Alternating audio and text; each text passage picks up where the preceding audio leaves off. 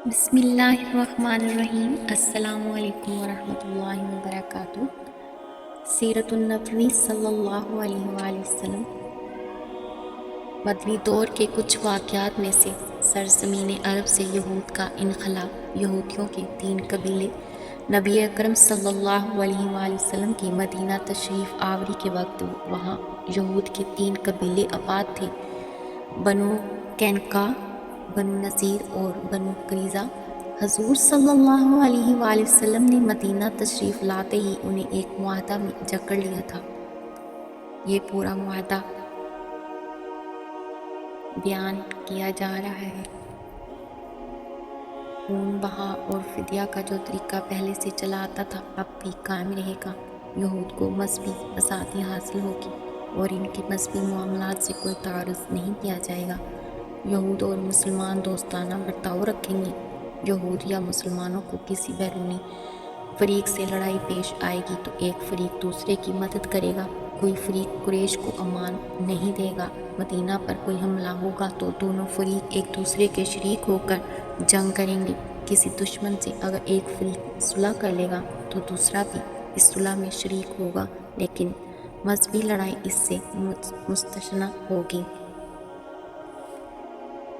اس معاہدے کی وجہ سے یہ قبیلے کھلم کھلا مسلمانوں کے مقابلے میں نہیں آ سکے، لیکن وہ پس پردہ ریشہ دوانیات کرتے رہتے تھے۔ مدینہ میں فروغ اسلام اور انصار کی دونوں قبیلوں اور مہاجرین کو باہم شیر و شکر دیکھ دیکھ کر صبر کا دامن ان کے ہاتھ سے چھوٹنا شروع ہوا۔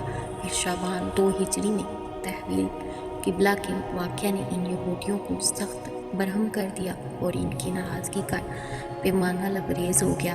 چنانچہ وہ کھلم کھلا اسلام پر زبانِ تان دراز کرنے اور انصار کو دین اسلام سے بدگمان اور برگشتہ کرنے کی مہم زور و شور سے چلانے لگے۔ اس سے قبل یہ کام وہ دھیمی رفتار سے کرتے رہتے تھے۔ بنو قینقاع کا معاملہ۔ غزوہ بدر کے متسلسل بعد شوال 2 ہجری میں بنو قینقاع کا مسئلہ کھڑا ہو گیا۔ یہ پیشے کے اعتبار سے زرگر تھے اور ان کے پاس جنگی اسلحہ بہت تھا۔ دوسرے یہودی قبیلوں کے مقابلہ میں یہ جری بہادر اور شجاع بھی تھے۔ اسلام کی ترقی کو دیکھ کر وہ زیادہ دیر تک ضبط نہیں کر سکے۔ غزوہ بدر کے بعد انہوں نے مسلمانوں کے خلاف اقدام کیا اور اعلان جنگ کی جرأت کی۔ ہوا یہ کہ ایک انصاری رضی اللہ تعالیٰ عنہ کی نقاب پوش بیوی بنو قینقاع کے ایک یہودی کی دکان پر آئیں تو یہودیوں نے ان کی بے حرمتی کی۔ ایک مسلمان یہ دیکھ کر غیرت سے بے تاب ہو گیا اور اس نے یہودی کو مار ڈالا۔ یہودیوں نے اس مسلمان کو قتل کر دیا۔ نبی کریم صلی اللہ علیہ وآلہ وسلم کو جب یہ حالات معلوم ہوئے تو آپ صلی اللہ علیہ وآلہ وسلم بنفس نفیس ان کے پاس تشریف لے گئے اور فرمایا کہ اللہ سے ڈرو، ایسا نہ ہو کہ بدر والوں کی طرح تم بھی عذاب میں مبتلا کر دیے جاؤ۔ جواب میں یہودیوں نے کہا کہ ہم قریش نہیں ہیں، ہم سے معاملہ پڑے گا تو ہم دکھا دیں گے کہ لڑائی کس شے کا نام ہے، اور ایسا ہی ہے تو ہم اعلان جنگ کرتے ہیں، دنیا دیکھ لے گی کہ بہادر کون ہے۔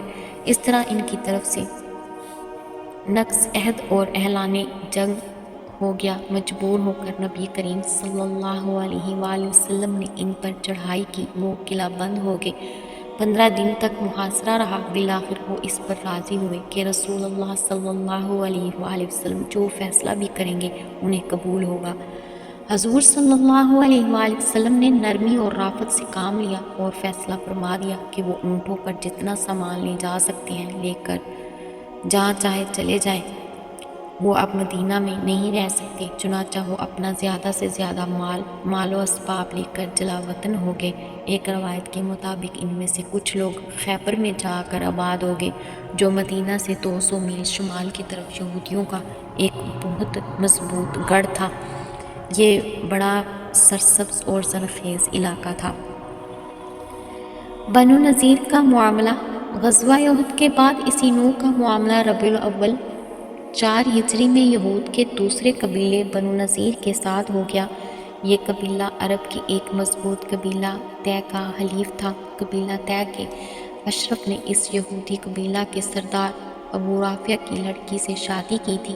ابو رافع کا لقب تاجر الحجاز تھا، کیونکہ وہ بڑا مالدار تھا۔ کعب اسی اشرف کا بیٹا اور ابو رافع کا نواسا تھا۔ اس دو طرفہ رشتہ داری کی وجہ سے اس کا یہود اور عرب سے برابر کا تعلق تھا۔ یہ بڑا قادر الکلام شاعر تھا، جس کی وجہ سے اس کا اثر گہرا تھا۔ کعب بن اشرف کو اسلام سے سخت عداوت تھی۔ یہی وجہ ہے کہ غزوہ بدر میں قریش کے سرداروں کے قتل ہونے کا اسے نہایت صدمہ تھا۔ چنانچہ یہ مکہ گیا اور مقتولین بدر کے پردرد مرثیے پڑھے، جن میں انتقام کی ترغیب تھی۔ وہ یہ مرثیے سوز کے ساتھ پڑھتا، خود بھی روتا اور دوسروں کو بھی رلاتا۔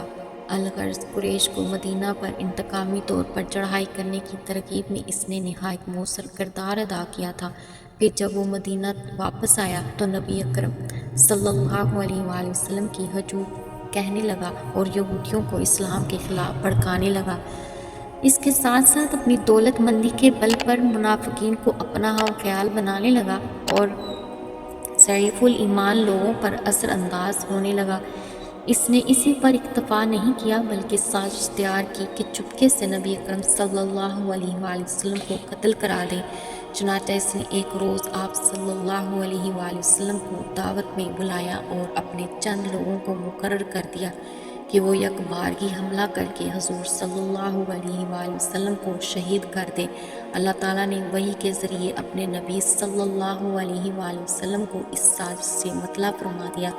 اس کی فتنہ انگیزی کو دیکھ کر حضرت محمد بن مسلمہ رضی اللہ تعالیٰ عنہ نے اس کو قتل کر دیا۔ اس واقعہ نے بنو نذیر میں غیظ و غضب کی آگ کو مزید بھڑکا دیا۔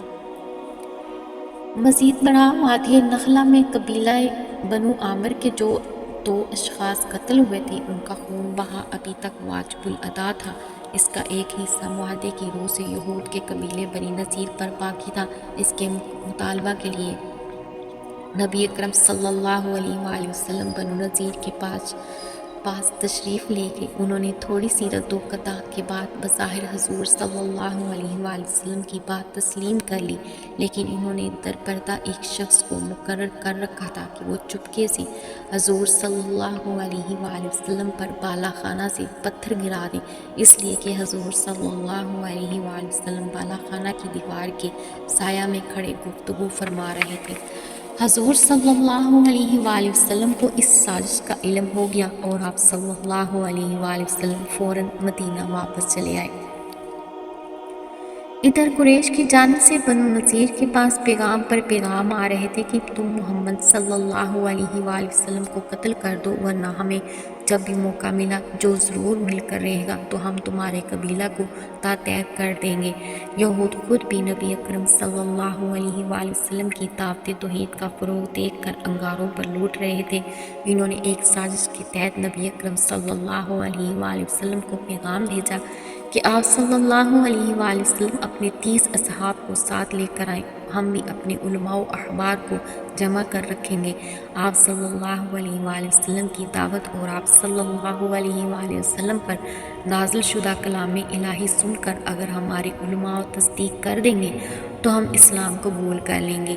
اس پر آپ صلی اللہ علیہ وآلہ وسلم نے کہلا بھیجا کہ جب تک تم ایک نیا معاہدہ لکھ کر نہ دو، میں تم پر اعتماد نہیں کر سکتا۔ لیکن بنو نذیر اس کے لیے آمادہ نہ ہوئے۔ اسی دوران رسول اللہ صلی اللہ علیہ وآلہ وسلم بنو قریظہ کے پاس تشریف لے گئے اور ان سے تجدید معاہدہ کی فرمائش کی۔ انہوں نے تعمیل کر دی۔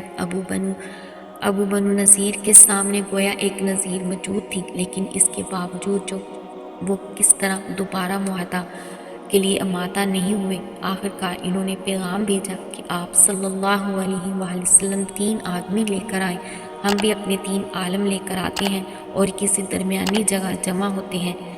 یہ علماء اگر آپ صلی اللہ علیہ وآلہ وسلم پر ایمان لے آئے تو ہم بھی ایمان لے آئیں گے۔ رسول اللہ صلی اللہ علیہ وآلہ وسلم اس کے لیے تیار ہو گئے، لیکن راستے ہی میں آپ صلی اللہ علیہ وآلہ وسلم کو باوثوق ذریعہ سے اطلاع مل گئی کہ بنو نذیر نے خفیہ طور پر انتظام کر رکھا ہے کہ آپ صلی اللہ علیہ وآلہ وسلم جب مقررہ مقام پر پہنچے تو یکبارگی اور اچانک حملہ کر کے آپ صلی اللہ علیہ وآلہ وسلم کو شہید کر دیں۔ چنانچہ یہ اطلاع ملنے پر حضور صلی اللہ علیہ وآلہ وسلم راستہ ہی سے واپس چلے گئے۔ آپ صلی اللہ علیہ وآلہ وسلم نے پھر ان کو پیغام بھیجا کہ یا تو تجدید معاہدہ کر لو یا اپنے سرکردہ علماء کو لے کر میرے پاس آ جاؤ، لیکن بنو نذیر نے صاف انکار کر دیا۔ بنو نذیر کی اس سرکشی کے مختلف اسباب تھے۔ وہ 2 مضبوط قلعوں میں پناہ گزین تھے جہاں اجناس، پانی اور اسلحہ کا وافر ذخیرہ موجود تھا۔ ایک سبب یہ بھی تھا کہ عبداللہ ابن ابی نے انہیں کہلا بھیجا تھا کہ ہم یعنی منافقین اور بنو قریظہ تمہارا پورا ساتھ دیں گے، لہٰذا تم اطاعت نہ کرنا۔ اس صورتحال کے پیش نظر نبی اکرم صلی اللہ علیہ وآلہ وسلم نے ان کو زیادہ مہلت دینی مناسب نہیں سمجھی اور ان کے قلعوں پر چڑھائی کر دی۔ 15 دن تک محاصرہ جاری رہا۔ بنو نذیر اس انتظار میں رہے کہ عبداللہ ابن ابی اور بنو قریظہ اپنا وعدہ پر وفا کریں گے، لیکن دونوں دم سادے تماشا دیکھتے رہے۔ بالآخر بنو نذیر نے یہ پیشکش کی کہ ہمارے ساتھ بھی بنو قینقاع والا معاملہ کیا جائے۔ نبی اکرم صلی اللہ علیہ وآلہ وسلم کی رافت و رحمت نے یہ پیشکش منظور فرما لی۔ بنو نذیر اپنی گڑھیوں سے اس شان سے نکلے کہ جشن کا گمان ہوتا تھا۔ عورتیں دب بجاتی اور گاتی جاتی تھیں۔ الغرض ان کے قبیلہ کے اکثر لوگ بھی خیبر جا کر آباد ہو گئے۔ خیبر والوں ان کے 2 معزز سرداروں کا اتنا احترام کیا کہ انہیں خیبر کا رئیس تسلیم کر لیا۔ یہ واقعہ در حقیقت غزوہ خیبر کا دیباچہ ہے۔ بنو قریظہ کا معاملہ۔ اب مدینہ میں یہود کا صرف ایک قبیلہ بنو قریظہ باقی رہ گیا تھا۔ غزوہ احزاب کے موقع پر جو ذوالقعدہ 5 ہجری میں وقوع پذیر ہوا، اس قبیلہ نے غداری کی۔ بنو نذیر کے سرداروں نے خیبر میں بیٹھ کر قریش اور مدینہ کے اطراف کے غیر مسلم قبائل سے ساز باز کی اور ان کو اپنے تعاون کا یقین دلایا، جس کا نتیجہ میں 12,000 کا لشکر جرارتین اطراف سے مدینہ کی چھوٹی سی بستی پر چڑھ دوڑا۔ اس سے بڑا لشکر عرب کی تاریخ میں اس سے پہلے شاید ہی کبھی ترتیب پایا ہو۔ نبی اکرم صلی اللہ علیہ وآلہ وسلم نے حضرت سلمان فارسی رضی اللہ تعالیٰ عنہ کے مشورے سے جبل احد کے مشرقی اور مغربی کوشوں میں خندق کھدوا کر مدافعانہ جنگ کے انتظامات فرما لیے تھے۔ مدینہ کی جغرافیائی پوزیشن ایسی تھی کہ صرف انہی اطراف سے حملہ ہو سکتا تھا۔ کفار و مشرکین اس طریق و دفاع سے نہ آشنا تھے، ناچار انہیں شدید جاڑے کے موسم میں ایک طویل محاصرہ پر مجبور ہونا پڑا۔ اب ان کے لیے ایک چارہ کار باقی رہ گیا تھا، وہ بنو قریظہ کو مدینہ پر جنوب مشرقی کوشے سے حملہ پر آمادہ کر لیں۔ چنانچہ بنو نذیر کے سرداروں نے بنو قریظہ کو نقض عہد پر آمادہ کر لیا اور وہ پشت سے حملہ کی تیاریاں کرنے لگے۔ نبی اکرم صلی اللہ علیہ وآلہ وسلم اس صورتحال سے بے خبر نہیں تھے۔ انہیں منافقین کا گروہ بھی مسلمانوں میں خوف و ہراس پیدا کرنے کے لیے افواہیں پھیلا رہا تھا کہ بنو قریظہ کی طرف سے حملہ ہوا ہی چاہتا ہے، جس کے زد میں پہلے ہماری عورتیں اور بچے آئیں گے، جو شہر میں بنو قریظہ کی گڑھیوں کے قریب ہی پناہ گزین تھے۔ نبی اکرم صلی اللہ علیہ وآلہ وسلم نے 2 انصاری صحابہ رضوان اللہ علیہم اجمعین کو بنو قریظہ کے عزائم معلوم کرنے اور ان کو سمجھانے کے لیے بھیجا۔ بنو قریظہ نے ان سے صاف کہہ دیا کہ لا عقد بیننا و بین محمد، یعنی ہمارے اور محمد صلی اللہ علیہ وآلہ وسلم کے مابین جو معاہدہ تھا وہ ختم ہوا۔ مزید یہ کہ انہوں نے نبی اکرم صلی اللہ علیہ وآلہ وسلم کی شان میں بڑے گستاخانہ کلمات کہے۔ اللہ کا کرنا ایسا ہوا کہ قبیلہ غطفان کے ایک صاحب نعیم بن مسعود رضی اللہ تعالیٰ عنہ، جنہوں نے اسلام قبول کر لیا تھا لیکن اپنے اسلام کو پوشیدہ رکھا ہوا تھا، وہ غطفان کی طرف سے ان کے لشکر میں شریک تھے۔ انہوں نے ایک ایسی تدبیر کی کہ بنو قریظہ اور قریش کے درمیان ایک نوع کی بدگمانی پیدا ہو گئی، چاہے اور کوئی اقدام نہ کر سکے۔ اس دوران ایک رات اللہ کی مدد زوردار آندھی کی صورت میں نازل ہوئی، جس نے قریش اور ان کے حلیفوں کے خیموں اور ساز و سامان کو تہس نہس کر ڈالا۔ نتیجتاً صبح ہوتے ہی تمام لشکر منتشر ہو گیا اور تمام قبائل بے میل مرام واپس چلے گئے۔ لشکروں کی واپسی کے بعد نبی اکرم صلی اللہ علیہ وآلہ وسلم ابھی ہتھیار کھول ہی رہے تھے کہ حضرت جبرائیل علیہ السلام آپ صلی اللہ علیہ وآلہ وسلم کی خدمت میں حاضر ہوئے اور فرمایا کہ اے اللہ کے رسول صلی اللہ علیہ وآلہ وسلم، آپ صلی اللہ علیہ وآلہ وسلم ہتھیار اتار رہے ہیں جبکہ ہم نے بھی ابھی تک ہتھیار نہیں اتارے ہیں۔ آپ صلی اللہ علیہ وآلہ وسلم فوراً تشریف لے جا کر بنو قریظہ کے معاملے کو نمٹائیے۔ گویا یہ اللہ تعالیٰ کا حکم تھا کہ بنو قریظہ کو کیفر کردار تک پہنچایا جائے، لہٰذا نبی اکرم صلی اللہ علیہ وآلہ وسلم نے اسی وقت حکم دیا کہ کوئی بھی مسلمان ہتھیار نہ کھولے، سب کے سب جلد از جلد بنو قریظہ کی بستی میں پہنچے اور کوئی بھی عصر کی نماز وہاں پہنچنے سے قبل نہ پڑھے۔